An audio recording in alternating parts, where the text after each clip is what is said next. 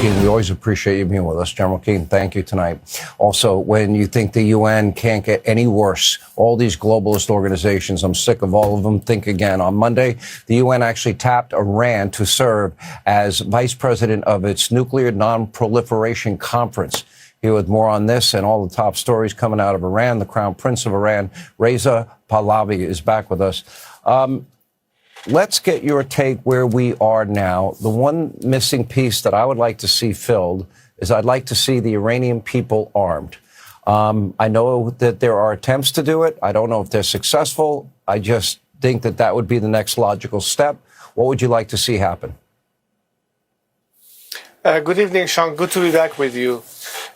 What's going to be the ultimate end game is for the people of Iran to reclaim their country. In order to do that, they need to have an equalized playing field.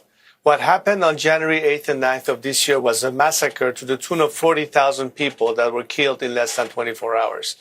That cannot be a legacy of any country that believes in the fact that the Iranian people need to be liberated. In fact, they called for this intervention as a means to find a way out. General Keane is absolutely right. This regime doesn't care about the Iranian people. If it did, it would not have brought us to a point of complete collapse, isolation, as a result of their warmongering and terrorism. But the boots on the ground have always been and should be the people of Iran themselves. But they need extra help. And I totally agree that staying the course is the best remedy. Keep the pressure on them, target the regime's infrastructure, make sure the people of Iran have now a chance to finally come back to the streets. Let's not leave this job half done. Let's go all the way.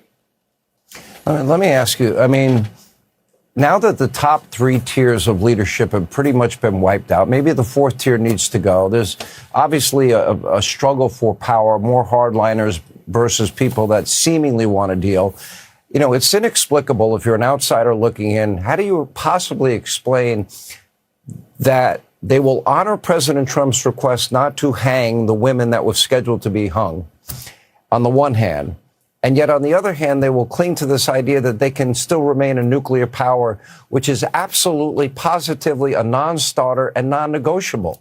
And now that they're headed to a point they can't store their oil, they're going to have to cap those oil wells, and they'll never come back to anywhere near the capacity they have now. How do you explain what's going on there? Well, of course, all the measures that are taken to bring more pressure on the regime are at play.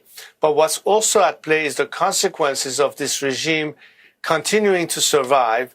And that is ultimately going to hurt our country in the sense that recovering from after the mess that will be left behind will be quite a tough hill to climb, which is why, given the current circumstances, it's the best opportunity while you're at it to get the job done.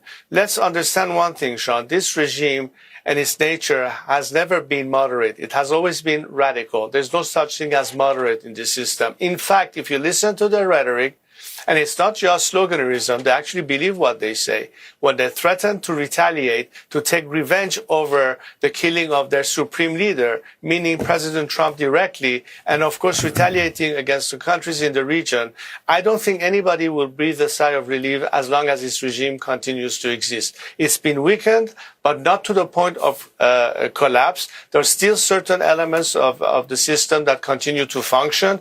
These need to be also addressed. These need to also be targeted. Once the regime is on the verge of collapse, the people will be ready to take over. This has to be a synchronized campaign.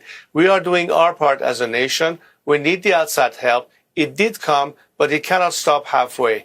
The regime never intended to negotiate. It probably will not. I mentioned that in previous interviews. And the reason is that in their DNA, they simply cannot coexist with a free world. They are out there with the ambition of exporting an ideology. 200% inflation rate. The currency value is now zero. Half their workforce is out of work. They're going to soon be running out of gasoline themselves. How much longer can that, whatever it remains of the old regime, stay propped up? And how does this end?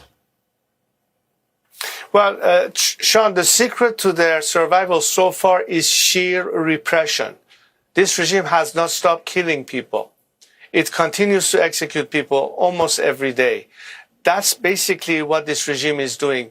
But if they run out of cash, they simply cannot pay their mercenaries, they cannot sustain their apparatus, they will be basically bankrupt. And that's also another way to put pressure on them. So it's good to keep maximum pressure, but I think the military campaign has to go all the way to finally bring them down. Reza Pahlavi, we appreciate you being with us tonight. Thank you.